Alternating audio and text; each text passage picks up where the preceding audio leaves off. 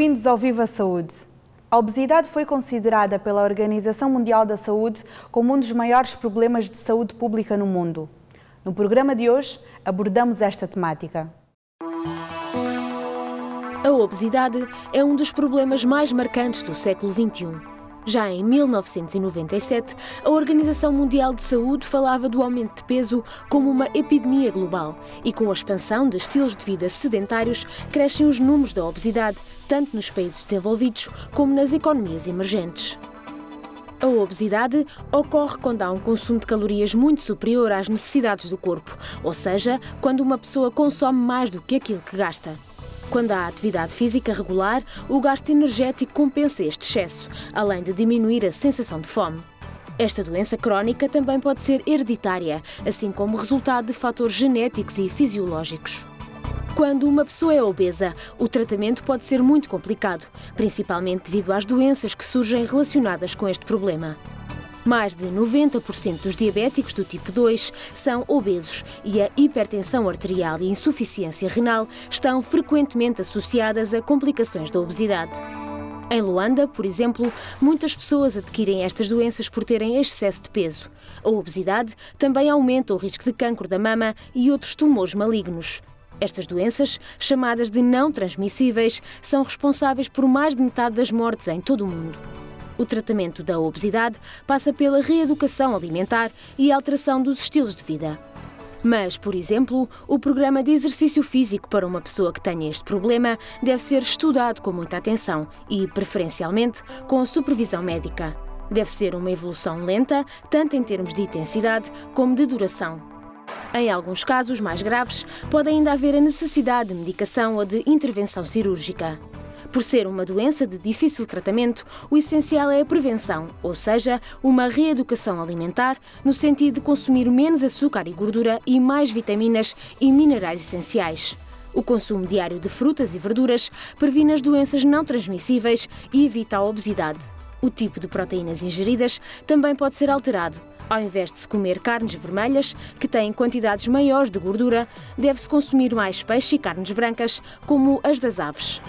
Recomenda-se especial cuidado durante os períodos críticos da vida, durante o crescimento e a adolescência, no decorrer da gravidez e depois dos 50 anos. Estima-se que em África o número de crianças obesas com menos de 5 anos já ultrapassa os 13 milhões e estes serão os adultos do futuro. De acordo com dados das Nações Unidas, em 2015 existirão mais de 700 milhões de obesos em todo o mundo.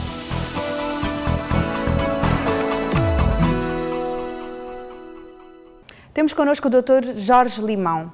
Olá, doutor. Olá. Muito obrigada por estar aqui connosco. Vamos aproveitar a sua presença para responder já à pergunta de Raquel Melainho, que é uma telespectadora nossa que fez uma pergunta no Facebook, que é: há crianças que já nascem obesas? Sim, é verdade. Tem muito a ver com a própria mãe, que pode sofrer de obesidade e de hiperfagia, portanto, sobrenutrida, e isso passa para a criança, mas mais frequentemente devido à diabetes. A diabetes gravídica dá bebés grandes, obesos, não necessariamente obesos em adulto, mas obesos à nascença.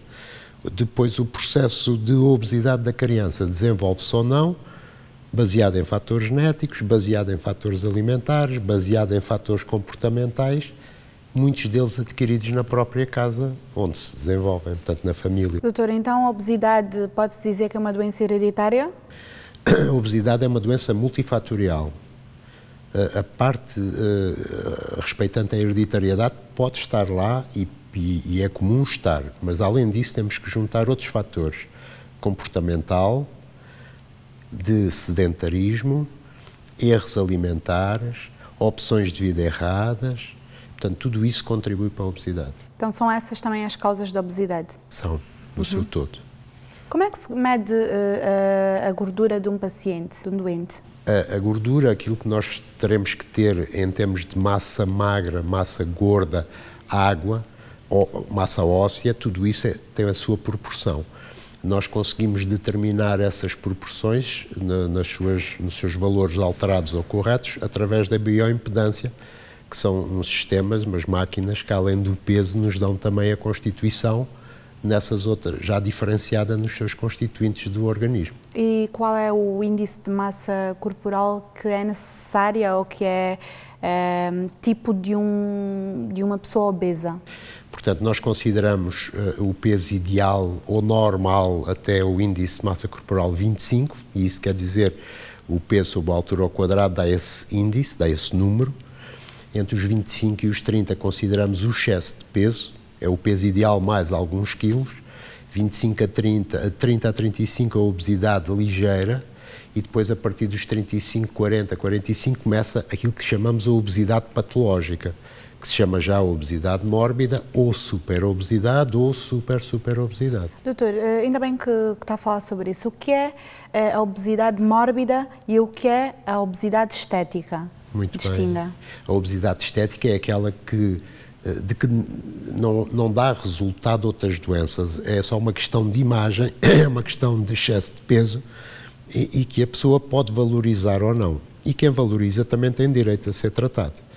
Em relação à obesidade mórbida, a palavra mórbido quer dizer que tem outras doenças associadas, tem morbilidade. E isso quer dizer que esta obesidade associada a outras doenças, nomeadamente as doenças cardiovasculares, a hipertensão, a diabetes tipo 2, a apneia do sono, a dislipidemia, tudo isso são doenças que resultam da obesidade. E é aí que entra a cirurgia da obesidade. São as doenças anexas, portanto? Sim, resultantes em consequência da obesidade. Ou seja, se nós tratarmos a obesidade, vamos também tratar todas essas doenças. E daí resulta o conceito de que o tratamento do colesterol alto, dos triglicéridos altos, da diabetes tipo 2, da hipertensão, é uma operação. Que é aquela que vai resolver... Exatamente. A fonte do problema com a cirurgia, que é a cirurgia bariátrica. Bariátrica é a cirurgia que vai tratar o problema do peso. Mas o que é exatamente a cirurgia bariátrica? A cirurgia é um conjunto de intervenções que passam quase todas por intervir no tubo digestivo, principalmente o estômago e o intestino delgado, e cujo resultado é contribuir, dar uma ferramenta ao doente para que ele consiga ter o seu peso dentro do BMI entre 25 ou 25 e 30 no máximo. Ou seja, recuar da doença para o peso ideal ou o peso ideal mais alguns quilos. Ainda bem que fala sobre instrumentos, doutor. Nessa cirurgia são sempre utilizados instrumentos de modo a não abrir a barriga? A cirurgia não ser feita de barriga aberta? É evidente, é preciso ter a noção de que operar um doente super obeso, um doente com 150, 180 quilos, implica uma cirurgia de risco maior do que a população em geral. E, portanto, se nós pudermos fazer uma abordagem mini-invasiva, pouco agressiva sobre o doente, vamos ter melhores resultados, menos complicações. E para isso temos a nossa arma, o nosso veículo para chegar dentro da barriga, que é a laparoscopia. Consiste em colocar uns tubos, através dos quais se colocam pinças de trabalho cirúrgico, ferramentas cirúrgicas, e a operação decorre toda ela filmada e que nos permite, através do monitor, realizar a mesma operação que se realizaria por via aberta. Portanto, nessa altura, vocês já não estão a olhar para a barriga do doente, não, mas sim para um ecrã. Monitor, exatamente. Doutor, então diga-nos, quais são as outras cirurgias que se podem fazer para terminar, para acabar com esse mal que é a obesidade? Bom, a opção cirúrgica nunca é a primeira opção, vem sempre para resolver aquilo que o comportamento e o bom senso não conseguem resolver, depois aquilo que a medicina com os seus medicamentos não consegue resolver e depois, como ninguém resolve, aparece a cirurgia a tentar resolver. É evidente que se nós conseguimos resolver 80% dos problemas, já ficamos muito satisfeitos. E o doente obeso deve começar por tentar perder peso através de um plano alimentar, atividade física, mudar o estilo de vida, e se não resultar, medicação. E se não resultar, cirurgia. E as operações que temos para isso são várias. Temos uma, dentro do nosso grupo de trabalho, que implica a colocação do balão dentro do estômago, por exemplo, que não é uma operação, é um método endoscópico, porque o balão é colocado através de uma endoscopia. Depois temos as operações restritivas. Mas com anestesia geral também? Sob anestesia geral, feita em ambulatório, o doente coloca o balão, vai para casa, faz um recobro na altura da colocação, está 6 meses com o balão, porque depois disso o balão tem que ser retirado, e quando a doença não é tão grave assim, é um bom método. Outra aplicação do balão é quando o doente tem uma doença demasiado grave, com demasiado risco cirúrgico, e o doente há que melhorar a sua condição de saúde para se preparar convenientemente para a operação. Ou seja, às vezes pôr-se o balão é mais ou menos que um meio para se fazer a segunda cirurgia, que então é mais invasiva, mais complicada. É um adjuvante da cirurgia, ou seja, vamos ter que chegar à cirurgia através de um degrau inicial que é melhoria da condição do doente, baixar o risco cirúrgico e só então a cirurgia. E a perda de peso também, não é, doutor? E isso consegue-se como? Através da perda de peso, porque geralmente os doentes mais graves, os super-obesos, por exemplo, têm pouco espaço abdominal para se trabalhar através da laparoscopia, nós precisamos de espaço para realizar a operação. Geralmente têm diabetes mal controladas, têm hipertensões graves, multitratadas, e se o doente perder peso até ser operado, esta condição de doença melhora. E, portanto, o risco cirúrgico baixa. E estava a falar então das outras sobre cirurgias. as outras ferramentas que possuímos para tratar a obesidade. Temos aquilo que chamamos as operações restritivas, que funcionam só por restrição das quantidades de comida, e estamos a falar da banda gástrica. É talvez a ferramenta mais simples de entregar ao doente, mas aquela que exige do doente o cumprimento de um certo número de regras sem as quais não vai funcionar. Depois temos o bypass gástrico, a operação mais complexa, mais exigente, maior risco, mas mais eficaz, porque atua sob vários mecanismos que vão contribuir e ajudar o doente na perda de peso. Quem é que pode fazer a cirurgia do bypass? Quem pode fazer como doente? Sim. Os doentes têm que ser avaliados. Têm que ser avaliados como é uma doença multifatorial, é uma doença crónica, é uma doença evolutiva. O doente tem que ter uma avaliação também das várias valências. Parte alimentar, psicológica, importantíssimo, clínica, exames, médica, e quando isso estiver tudo completo, ficamos com uma ideia das características do doente, ficamos a conhecer o doente em todos os mecanismos para poder dizer qual a melhor operação para este tipo de doente. Só depois, portanto, de passar por essa avaliação toda? Isso. Terceira operação, o sleeve gástrico, ou o tubo gástrico destas operações é a mais recente, mas é uma operação... Recente de quando, doutor? Sabe dizer? Recente, as bandas, repare, o bypass começou em 1960 com o professor Mason. É a operação mais antiga, é a mais conhecida, que teve um grande desenvolvimento nos Estados Unidos e nos países americanos. A banda começa, principalmente na Europa, em 1990. Tem um grande desenvolvimento europeu. E depois o sleeve é mais recente porque tem 10 anos só a conhecemos nos seus resultados. Mas é uma operação que nós podemos, grosso modo, considerar entre a banda e o bypass, e poderemos olhar para ela como se fosse um bypass só na sua atuação sobre o estômago. Ou seja, não vai mexer na parte intestinal.